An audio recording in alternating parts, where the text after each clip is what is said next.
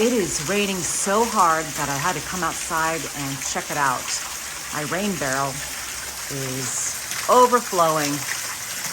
I will not have to water the yard for probably a week or two.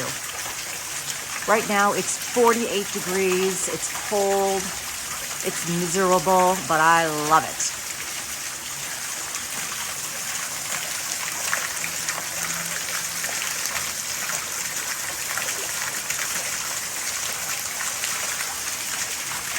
All this rain comes to a point on top of my roof, so it's incredible all the amount of water I've collected over the years.